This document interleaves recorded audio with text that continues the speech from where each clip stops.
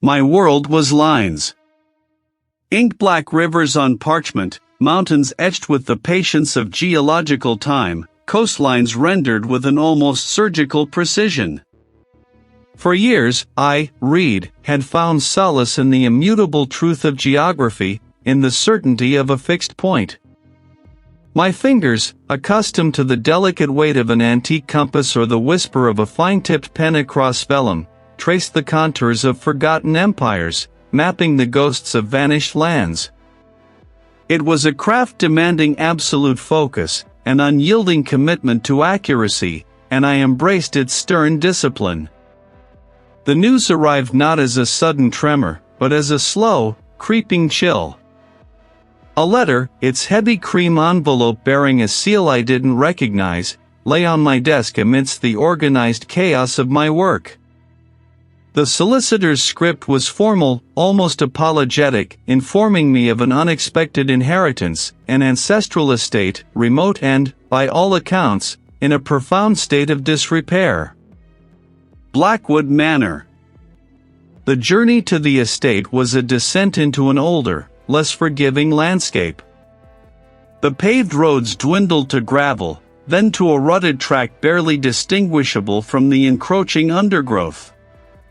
Before I left the city for good, I had to clear out my small apartment, a task made all the more unsettling by the knowledge of the vast, empty space awaiting me.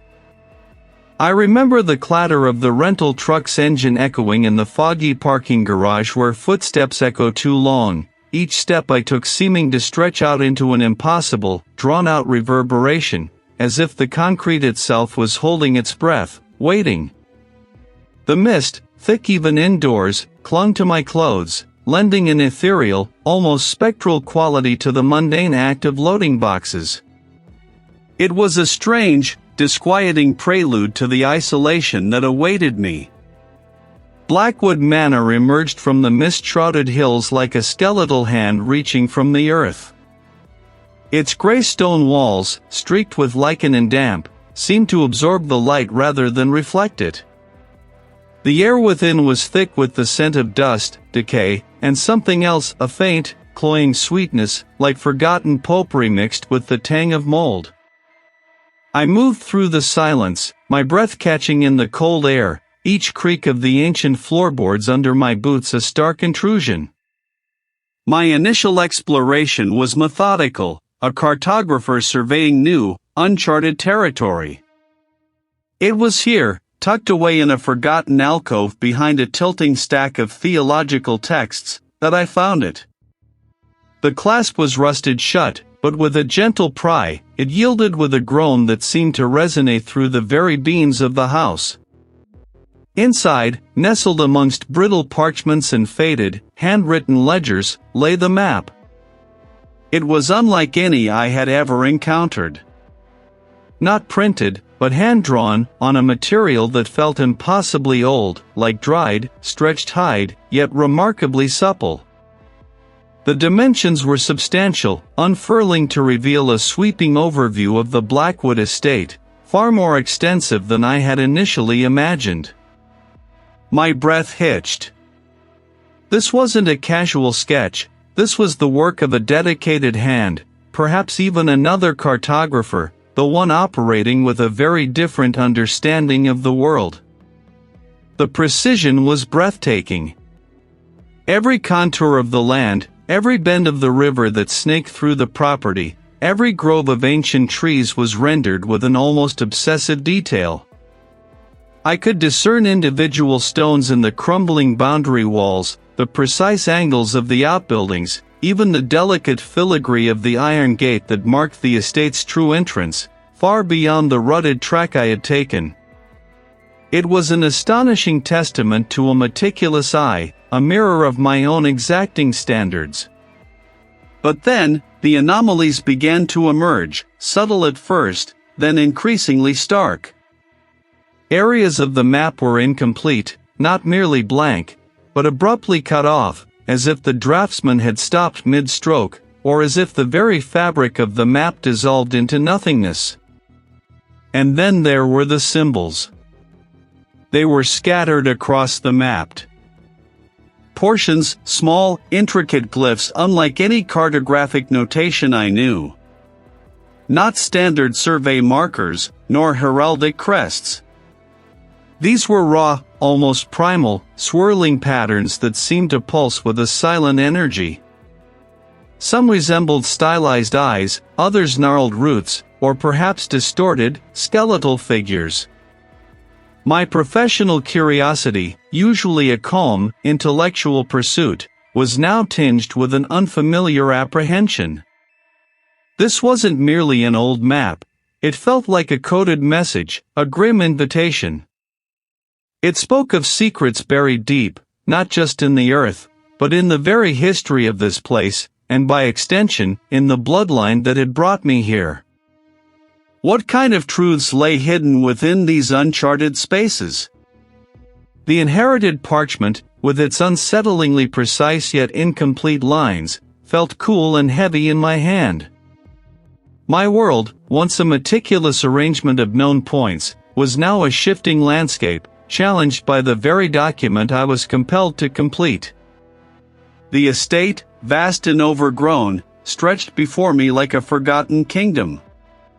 My first task, a cartographer's imperative, was to reconcile the old map with the visible world. I began with the perimeter, the boundary lines that should have been immutable. My boots crunched on fallen acorns and brittle twigs, each step a small punctuation mark in the vast silence. The initial hours were a methodical triumph of professional diligence. I charted the existing fence lines, confirming their alignment with modern deeds, noting the gnarled oak trees that served as ancient markers. But then, the discrepancies began to surface, like stones rising from a receding tide. My inherited map showed a faint, dashed line, an old service road, weaving through a dense copse of hemlocks. The current property survey, however, indicated nothing but unbroken woodland. Driven by a cartographer's stubborn curiosity, I pushed through the tangled undergrowth. Beneath a thick blanket of moss and matted leaves, I found it, a discernible track, narrow and almost swallowed by the earth, but undeniably a path. Its surface, though softened by decades of neglect, retained the faint impression of carriage wheels, a ghost road leading to nowhere recorded. The map, it seemed, was not merely incomplete, it was a record of a forgotten reality. Further on, where the modern survey depicted a gentle slope leading to a creek, the old map hinted at a structure. A shaded square labeled simply "The Keeper's Folly." There was no folly, no ruin, only an unnaturally deep shadow cast by a cluster of towering, ancient pines, their boughs so dense they seemed to drink the light. I moved towards it, drawn by an instinct I couldn't name. The ground beneath my feet changed, growing softer, spongier, as if the earth itself had forgotten its firmness. I tried to dismiss it, blaming localized mineral deposits, but the unease had begun its slow seep into my composure. Later, needing to retrieve a more robust surveying tripod from my vehicle, I made my way through the estate's older, lower levels. It was a cavernous space, carved into the hillside beneath what was once the stable house. The air was thick with a perpetual, damp mist that clung to the concrete walls, tasting of mildew and exhaust fumes. The sound seemed to chase me, then to precede me, an auditory trick of the mist and the sheer, empty volume of the space. I felt utterly alone, yet the echoes implied a presence, a phantom companion trailing just behind my heel. Back on the estate grounds, the anomalies deepened. I discovered a series of standing stones, rough-hewn and lichen-covered, arranged in a crude circle on a rise overlooking the creek.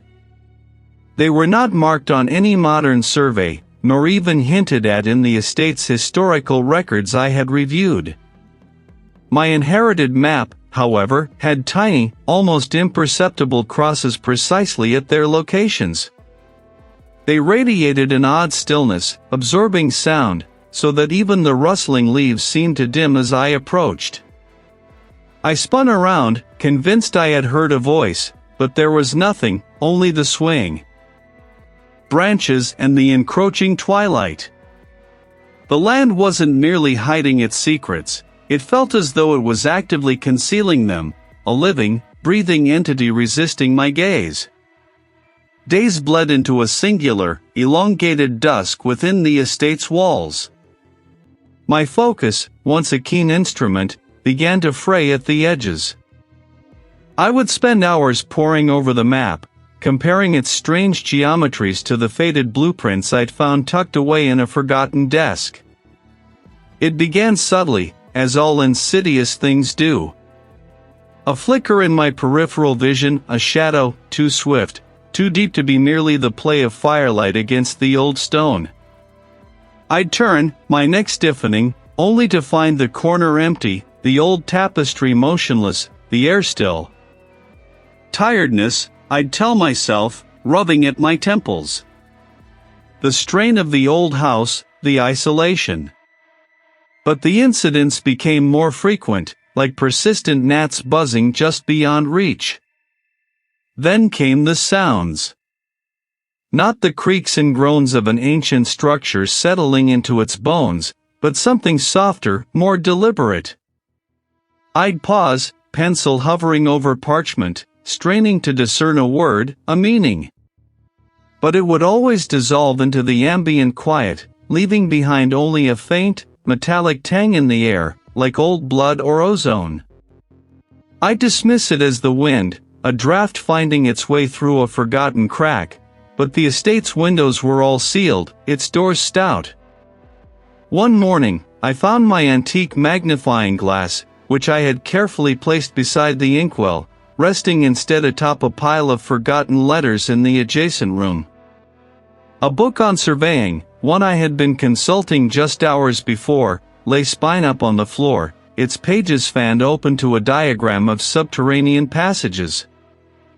I distinctly remembered closing it, placing it precisely on the edge of my work table. Absent-mindedness, I rationalized, my brows furrowing. The mind plays tricks when it's under pressure. Yet, a sliver of ice touched my spine. My meticulous nature, my very identity, felt challenged by these small, unsettling displacements. The nights, though, offered no respite. I dreamt of being buried alive, not in earth, but within the very walls of the estate, the rough stone pressing in, the air growing thin and stale. I felt the weight of centuries above me, heard the muffled thud of unseen things moving overhead. The moon, a pallid disk through the high windows, seemed to watch me with an ancient, knowing gaze. The map, the very object of my obsession, began to betray me too. I would trace a line, a faint, almost invisible contour indicating a subterranean chamber, convinced I had not noticed it before. I'd check my notes, my photographs of the original document, certain that this particular detail was new. They weren't drawn in ink, but seemed to be imprinted, a slight raising of the paper's surface, as if the very fibers had shifted. It was an impossible notion, a cartographer's nightmare. My hands, calloused from years of handling delicate papers, would tremble as I ran my fingertips over these phantom additions. Was my memory failing? Was the isolation truly eroding my faculties? The estate's demands, both explicit in the map's incomplete promise and implicit in the growing unease, began to weigh on me. I needed a specific archival lens, one I had left in my city apartment, to properly examine the map's increasingly subtle details. The fog, a thin, oily shroud, clung to the ceiling and snaked around the concrete pillars, obscuring the distant walls, making the cavernous space feel both immense and claustrophobic. I spun, my heart giving a violent lurch against my ribs. Nothing. The estate, it seemed, had begun to follow me, its insidious influence reaching beyond its crumbling walls, infecting even the mundane. I hurried back to the car, the lens clutched in my hand, desperate to return to the familiar, if unsettling, confines of my study. It pulsed with an unspoken history, drawing me deeper into the estate's forgotten corners. Sleep became a fractured thing, riddled with the whisper of leaves in the faint, rhythmic thrum I sometimes imagined emanating from the floorboards. I scoured the estate, not just the physical grounds, but its dusty archives. The library, a cavern of forgotten knowledge, became my sanctuary and my tormentor. Its shelves sagged under the weight of generations, each volume a potential key, or a further lock. I began with the ledgers, hoping for mundane records that might somehow illuminate the map's strange notations. Instead, I found a different kind of record. The script was spidery, varying from careful hand to desperate scrawl. They belonged to various ancestors, some identified only by initials and dates spanning centuries. The earliest entries were almost pastoral, detailing crop yields and weather patterns. But then, a subtle shift.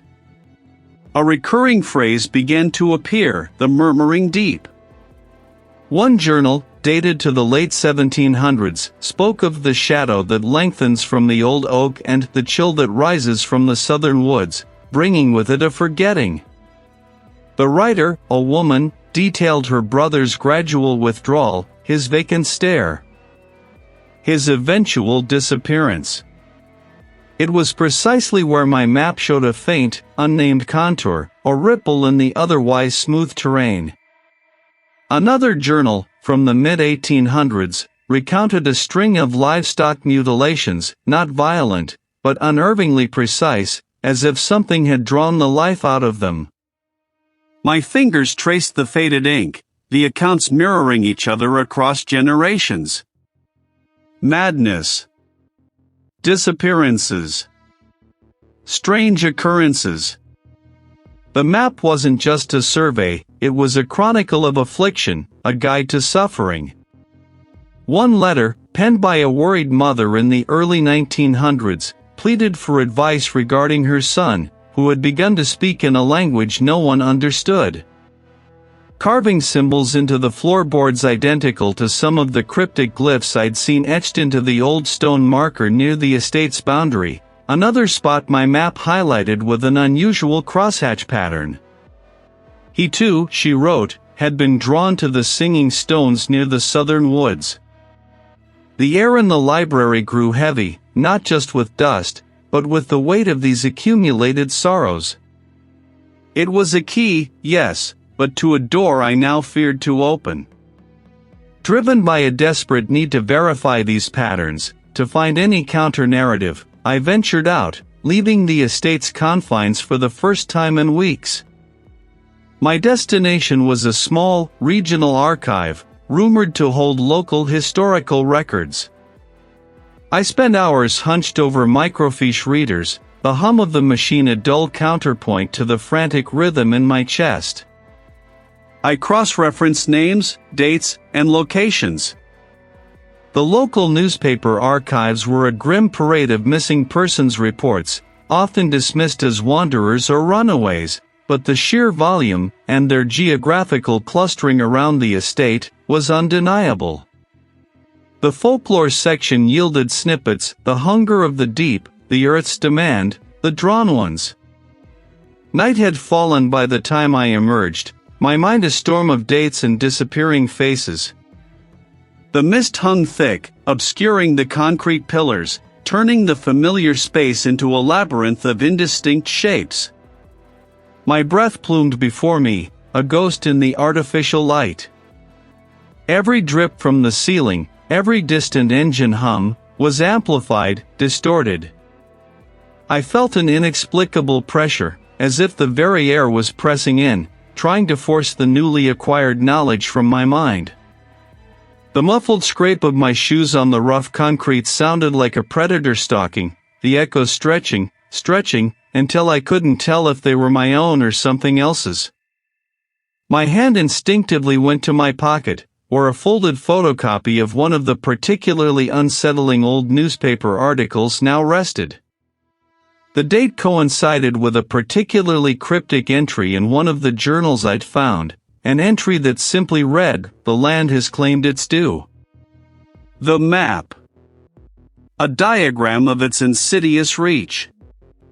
And I, Reid, was meticulously completing it, drawing the lines that would lead me, inexorably, to its terrible truth. The parchment, once a solace, had become a canvas for my undoing. Each line I traced, each forgotten landmark I resurrected from the earth's memory, felt less like an act of cartography and more like a ritual. The map was no longer a puzzle to be solved, but a skin, flayed open to reveal the pulsing veins of a monstrous heart, and I, Reid, was drawing its final, damning contours. The visions, once confined to the liminal space between waking and dreaming, now bled into my waking hours. A flicker at the edge of my sight, a shadow that wasn't a shadow, a distortion in the familiar pattern of the wallpaper.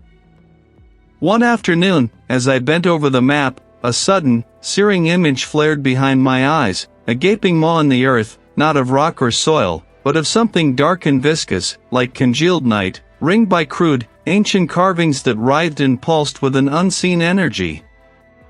The stench of damp earth and something acrid, metallic, filled my nostrils, though the window was shut tight. I stumbled back, my chair scraping against the floorboards, my breath catching in a ragged gasp.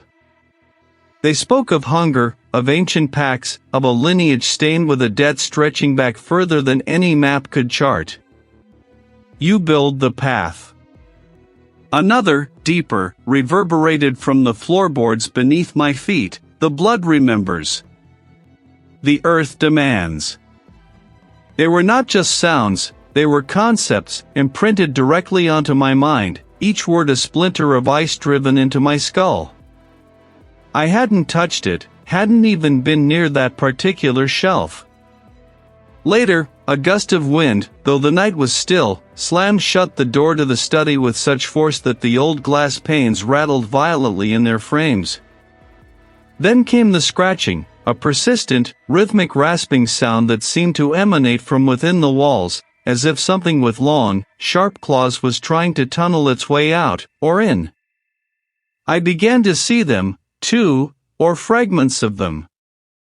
Not solid forms, but distortions in the air, like heat haze shimmering where no heat source existed. These were not tricks of the light, they were intrusions, undeniable breaches in the fabric of my reality. Desperate, I reached for the phone. I called the estate lawyer, a man whose voice was usually as crisp and clear as his starched collars. The house, it's doing things, I stammered, my voice sounding alien and thin even to my own ears. Things are moving. I'm seeing things. There was a pause, a sigh, then a measured tone. Reid, the stress of a new estate, an old house. It can play tricks. Perhaps you need a break. A change of scenery. He spoke of drafts and old foundations, of overactive imaginations. His logical dismissal, intended to soothe, only deepened the chasm of my isolation. I tried a former colleague, a meticulous historian like myself, hoping for an ear that might understand the weight of ancient things. I spoke vaguely, carefully, of unsettling discoveries, of the atmosphere of the place. He listened patiently, then suggested I take some time away from the archives, implying my sanity was fraying under the pressure of my research. The line went dead shortly after, the static returning with renewed vigor, a mocking, knowing hiss. There was no one to believe me, no one to come. My car, which had been reliable, refused to start one morning, the engine turning over with a sickly cough before dying altogether. I was trapped. A primal urge for escape, for a moment of clean air and human contact, overwhelmed me. There was a town a good distance away, a place where, I remembered, a public phone might still exist, or at least a signal stronger than the estates. The town was small, a cluster of buildings around a gas station and a general store. I found a payphone, miraculously still operational, next to a dilapidated, forgotten structure. The mist clung to the concrete pillars, obscuring the far end, turning familiar shapes into amorphous blurs. My own footsteps, as I approached the phone booth, seemed to stretch, reverberating with an unnatural resonance, as if a dozen unseen feet mirrored my pace. I pressed the worn buttons, the numbers a desperate plea. The dial tone was a weak, wavering sound, then nothing. A dead line. I tried again and again. Then, from the impenetrable gray beyond the nearest pillar, a sound. Not the mechanical whir of a car, nor the shuffle of another person. It was a scraping, dragging noise, wet and heavy, followed by a low, guttural exhalation that seemed to draw the very warmth from the air around me. The fog swirled, momentarily thinning, and I thought I saw it, a movement, a shape, too large, too indistinct, receding back into the shrouding mist. It was here, too. The entity, the malevolence tied to the estate, had extended its reach. It was no longer confined to the ancient stones of my inheritance, it followed. It was everywhere. The map is complete. The gate unlocked. Now, the offering. I clutched the rolled parchment in my trembling hands, its edges sharp against my skin. The map was finished. The rolled parchment, now a completed testament to a truth I wished remained buried, felt scorching in my grasp. Its edges, once merely crisp, now seemed honed, ready to flay the last vestiges of my sanity. The terrible truth wasn't just screaming, it was a cacophony, a discordant choir of ancient voices reverberating through the hollows of my mind. The map was finished. Not to a hidden vault of gold, not to a secret passage, but to a deeper, more profound terror. I spread the map across the scarred oak table, its vastness now overwhelming, its intricate calligraphy and symbols no longer a puzzle to be solved, but a sentence to be read. For weeks, I had obsessed over a particular symbol, a stylized knot repeated at crucial junctions along the map's periphery, always pointing inward. I had dismissed it as an archaic cartographer's flourish, an artistic signature. Foolish, arrogant Reid. The knot wasn't a signature, it was a binding. Before, it had looked like a drainage system, or perhaps the foundations of an older, forgotten structure. Now, overlaid with the complete symbolic language, it was sickeningly clear.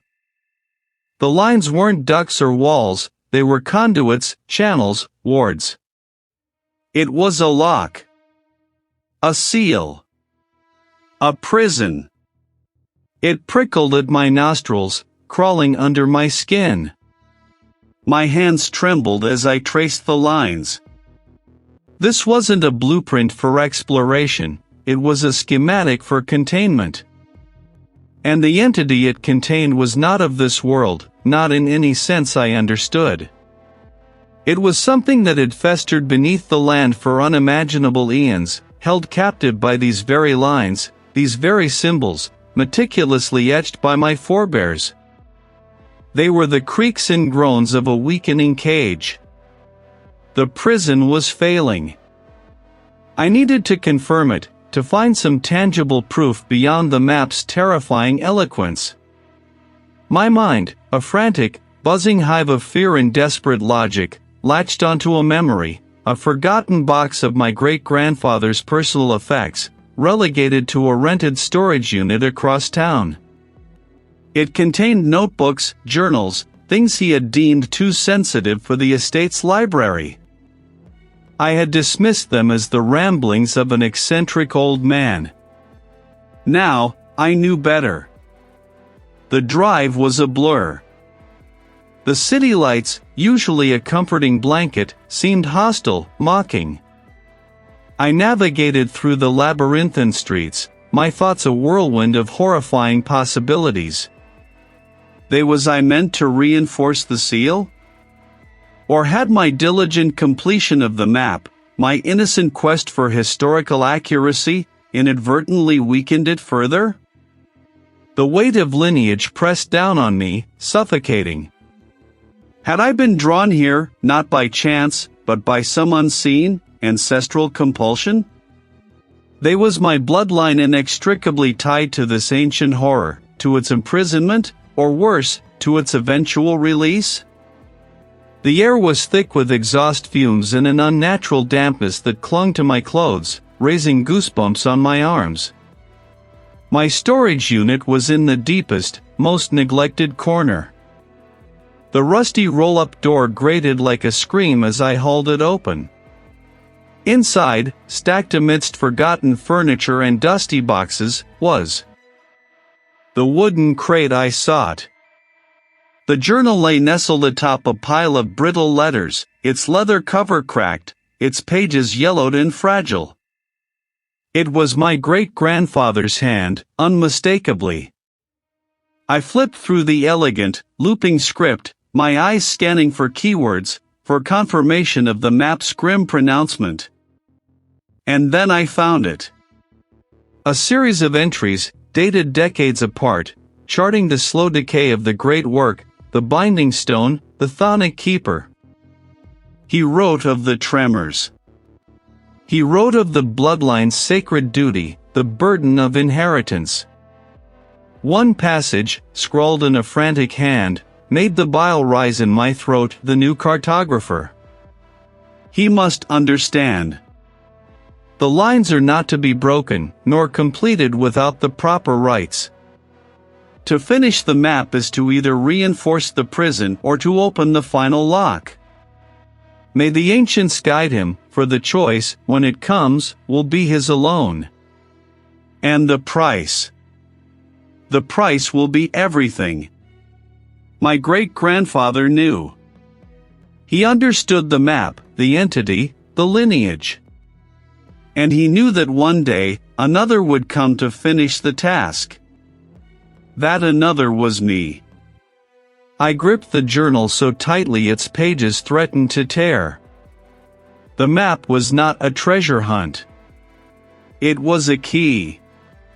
And I, Reid, had just turned it. The terrifying sacrifice, the price my great-grandfather had hinted at, now felt sickeningly clear. It wasn't a matter of if it would demand its due, but when and what. And I was trapped, caught between an ancient, weakening seal and an unspeakable horror stirring beneath my ancestral land. The great-grandfather's words clung to me like a burial shroud, each syllable a clawed whisper against the fragile membrane of my sanity. Another would come to finish the task. That another was me. The pronouncement echoed in the garage's frigid air, carving itself into the marrow of my bones.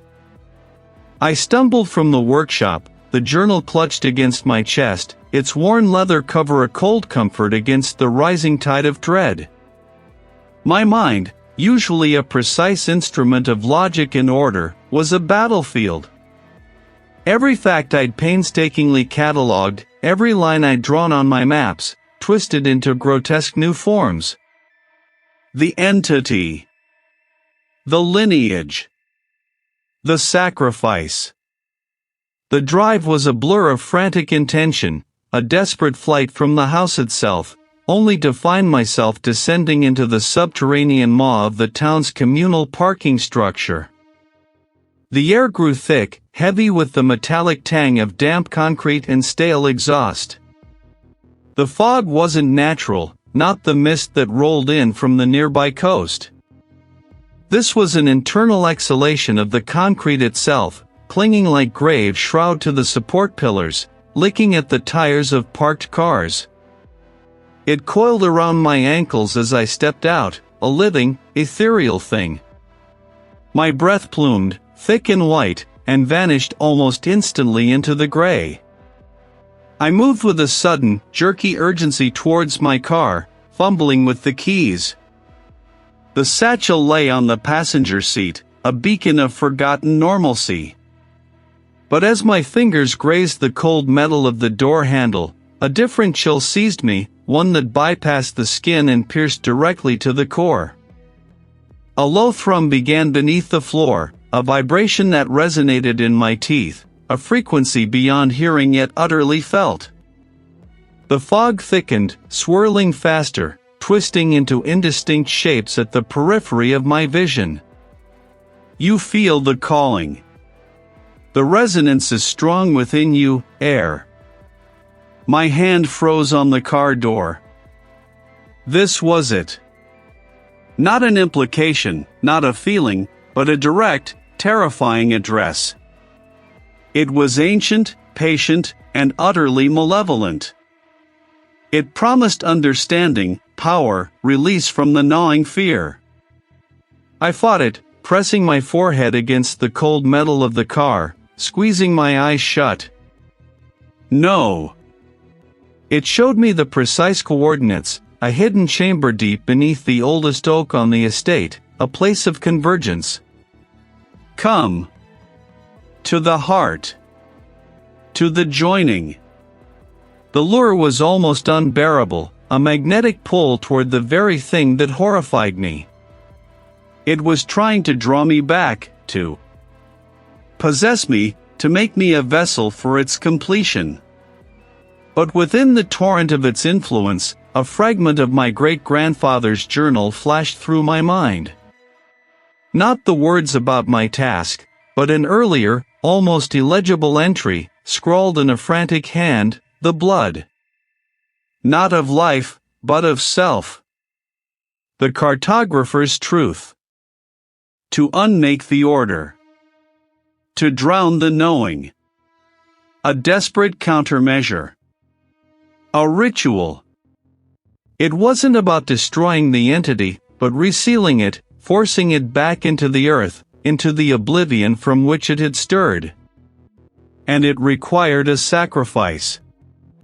Not a life, not blood in the conventional sense, but something far more profound for me, a meticulous cartographer, a man of order and precision. To unmake the order. To drown the knowing. It meant sacrificing the very essence of what defined me, my meticulousness, my logical mind, my ability to chart and understand the world. The stakes became terrifyingly clear. If I failed, if I succumbed to the entity's lure, it wouldn't just claim the estate, or my lineage. The voice, now a throbbing presence in my head, showed me glimpses of the land beyond the estate, shriveling, twisting, the natural world itself becoming a reflection of its malevolence. I gripped the journal tighter, its pages crinkling under the pressure. My heart hammered, not with a cliché, but with a frantic, irregular rhythm that threatened to tear free from my ribs. I had to go back. Not to be claimed, but to perform the ritual, to make the sacrifice. To unmake myself, to save the land. My resolve, once a fragile ember, had hardened into a brittle, desperate shard within my chest. The ritual. It was not a plea, but a demand, echoing through the shadowed caverns of my mind. Not a life, not blood in the conventional sense, but something far more profound for me, a meticulous cartographer. To become lost, utterly and irrevocably, within the swirling chaos I had sought to contain. Only then, the ancient texts implied, could the entity be forced back into the earth, into the oblivion from which it had stirred. Each gust of wind through the skeletal trees whispered my name, or a mangled version of it, a chorus of mocking voices that seemed to know my intent. The map led me to an anomaly, a place not marked on any historical survey I had ever seen, yet undeniably present in the arcane scrawls of my ancestors' notes. It was a utilitarian concrete structure, half swallowed by kudzu earth, a jarring modern scar on the ancient landscape. A rusted, corrugated metal door, almost invisible behind a shroud of ivy, shuddered open with a groan that tore through the evening quiet.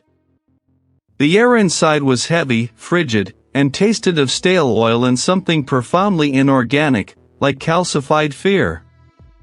My breath plumed before me, merging with the perpetual haze that clung to the ceiling and diffused the meager light filtering in from the single, grimy vent high above. The concrete floor was slick with condensation, reflecting the dim glow of my flashlight in distorted, elongated pools.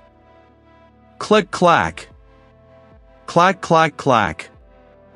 The sound multiplied, twisted, until it felt as if dozens of unseen feet were shuffling just beyond the reach of my beam, following, mimicking, anticipating. An illusion, I reminded myself, my voice a thin, reedy whisper in the echoing chamber. It's already begun. The entity, sensing my proximity, was testing the integrity of my mind, probing for cracks. A faint, sickly sweet aroma, like dying flowers mixed with something rancid, wafted past me, teasing at my senses. It was the scent of decay, yes, but also of something potent and alive within the decay. It indicated a descent, a hidden shaft within this anachronistic space.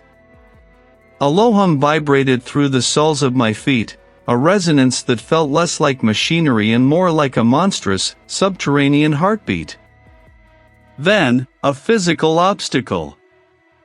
A section of the ceiling had collapsed, scattering chunks of concrete and twisted rebar across my path. It was not a natural collapse, the edges were too sharp, too deliberate, as if a giant, unseen hand had simply punched through the structure. Navigating it required careful, measured steps, each movement a conscious effort against the rising tide of panic. And there, against the far wall, was a narrow, unadorned steel door, almost indistinguishable from the concrete. No handle, no visible hinges. This was the true entrance. This was the descent. As I touched the cold metal, a jolt of pure, raw dread shot through me. You seek to bind what desires to be free, cartographer. You seek to order what is chaos. What will you give, when your order shatters? The door, with a groan far older than its steel, slid inward, revealing not a passage, but a gaping blackness that swallowed the light from my powerful torch. It was the scent of the deep, the scent of the entity itself. My sacrifice awaited. My sanity, my very ability to make sense of the world, was the price. And I knew, with a horrifying certainty, that I would pay it. The steel door, with a groan far older than its pitted surface, slid inward, revealing not a passage, but a gaping blackness that swallowed the light from my powerful torch. The air beyond was thick, oppressive, carrying the reek of ancient earth and something else, something metallic and sweet, like dried blood. I took a breath, steeling myself, and stepped into the void. This was no underground chamber of rock and soil. The fog was not natural mist, it was a pearlescent shroud, thick and clinging, obscuring any sense of distance or direction. Pillars, monstrous concrete teeth, rose from the floor, their upper reaches lost in the milky haze. The intricate lines, the strange symbols I had spent weeks deciphering, now pulsed with a faint, internal luminescence that only I could perceive. This place, this subterranean labyrinth of forgotten vehicles and exhaust fumes, was the final nexus. The map had shown me this, a hidden layer beneath the estate, a place where the ancient evil had been tethered, not banished. This was it. The entity. It wasn't a beast of flesh and fawn, but a malevolent intelligence, a corrosive force that had seeped into the very foundations of my lineage, a predator of the mind and spirit. I consulted the map, its glow intensifying. The first marker. It indicated a specific pillar, one etched with faint, almost invisible carvings that mimicked the symbols on the parchment. I moved, my steps deliberate, the sound of my boots swallowed and then released, echoing too long, as if the garage itself was mocking my intrusion. As I approached the pillar, the hum intensified, rattling my teeth. I could feel the entity pressing in, a weight on my chest, a crushing pressure that threatened to steal my breath. No, I thought, clamping down on the rising panic. Not them. The carvings were almost imperceptible, worn smooth by countless years, but the map's inner light guided my touch. I drew a small, silver-tipped stylus from my pouch, a tool crafted from an ancient family heirloom, and began to etch the final, intricate symbol into the concrete, directly over the existing lines.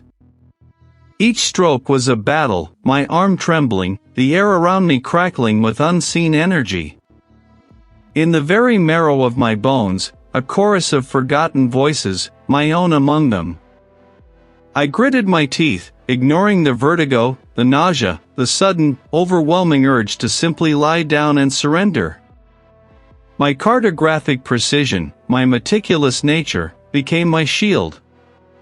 Each line, each curve of the symbol, had to be perfect. The map had revealed this. The entity drew its power from disorder, from the chaotic energies of this place.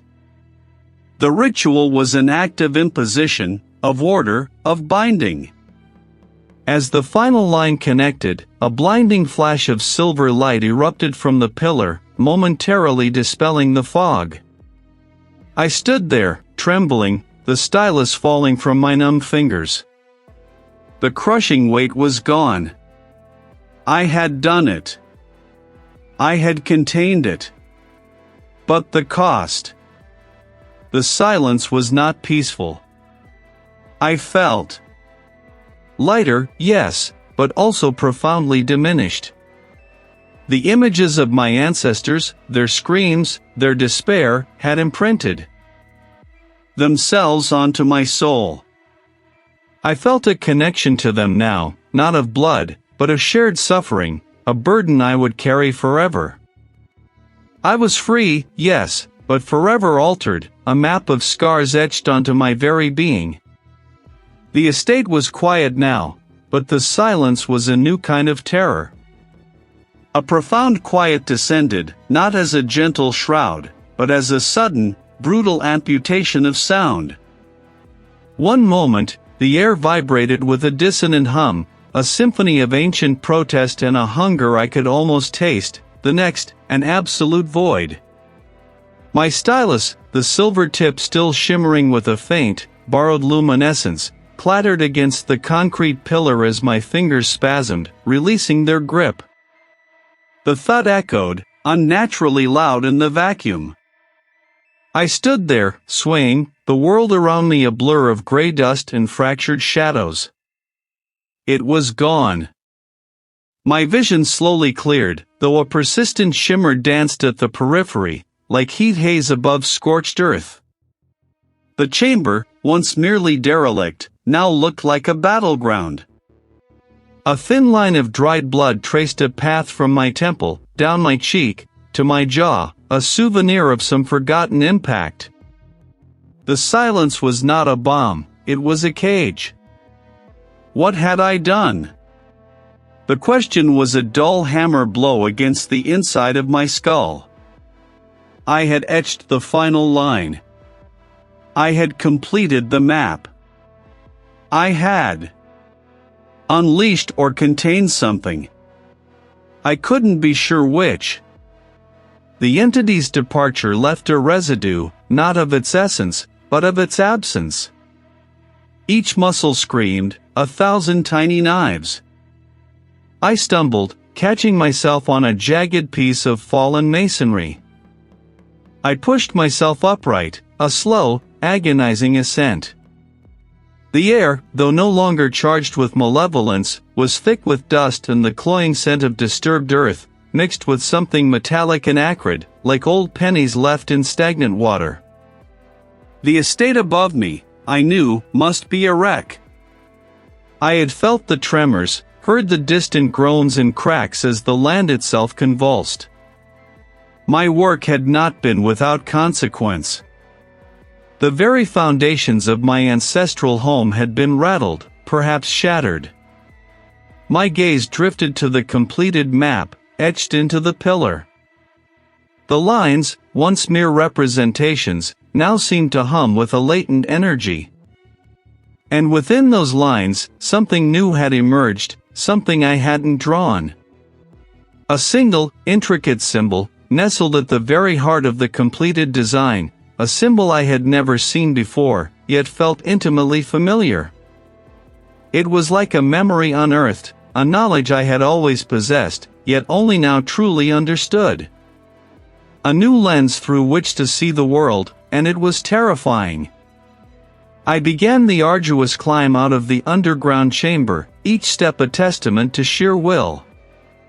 The ladder, rusty and precarious, threatened to give way under my weight. Dust motes danced in the anemic shafts of light that pierced the gloom from above, highlighting the decay. The ascent was slow, a crawl through the remnants of a forgotten war.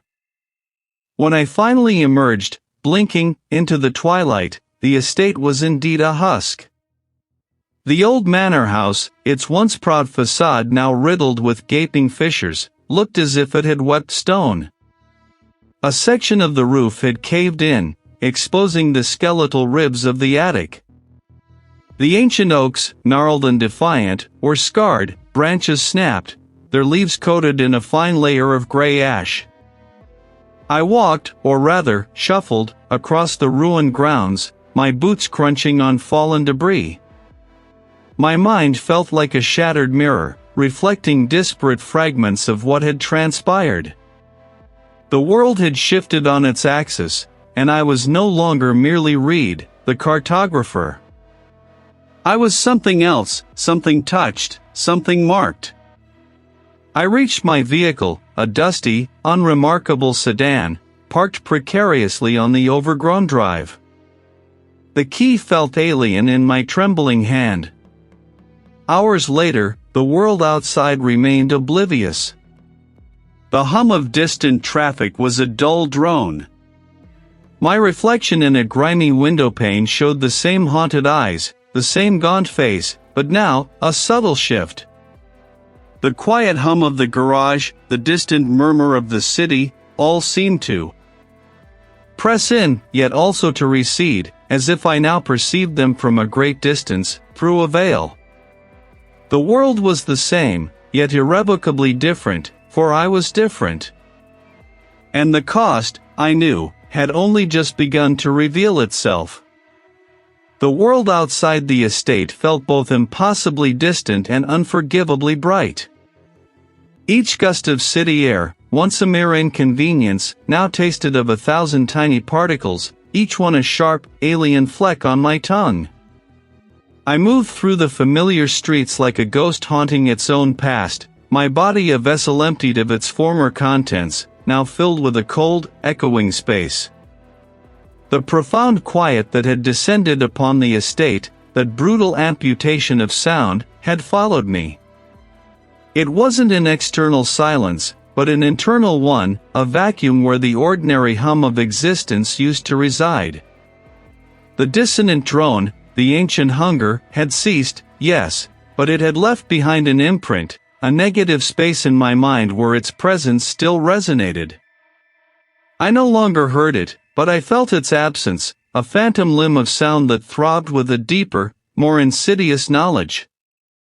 My attempt at a return to normalcy was a performance I enacted for myself, a charade of routines. I tried to immerse myself in my cartography, the delicate lines and historical contours a balm I desperately sought. But the maps on my desk seemed flat, lifeless. My eyes would trace a river, but my mind would see the subterranean veins of the estate, feel the earth groaning beneath its superficial skin. Every contour line became a scar, every elevation a mound over something unspeakable. Days bled into weeks. The gnawing unease never truly receded, it merely shifted its form, like mist clinging to a distant peak.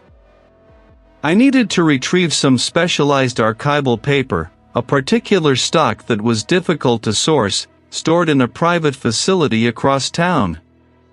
It was a mundane errand, a necessary step towards an illusion of productivity.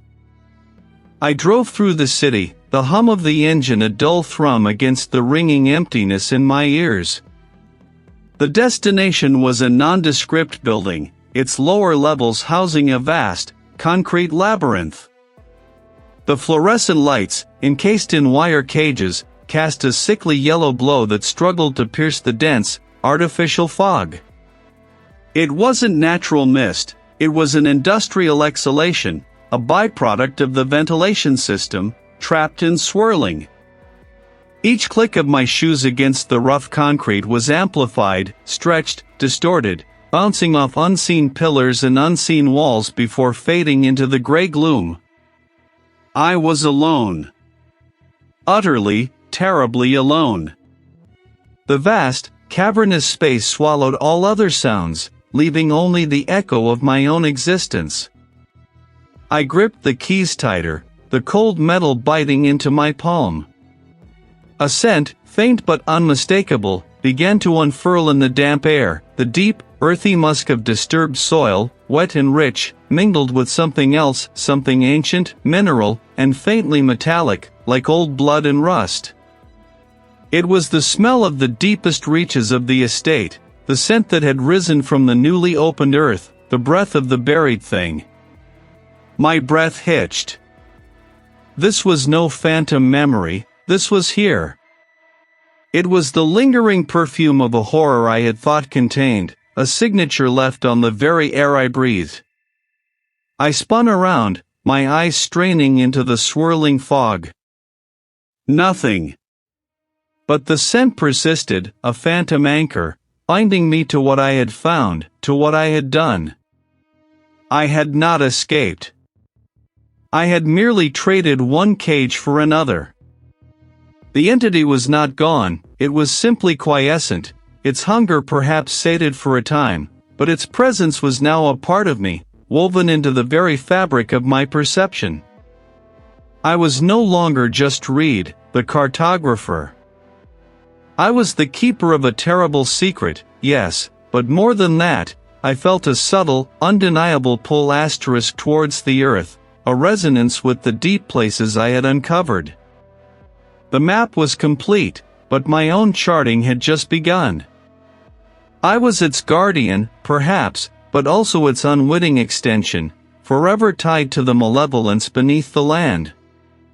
My victory, if it could even be called that, was not an ending, but a terrible, suffocating beginning. The horror was contained, but it was not over. It would never be over.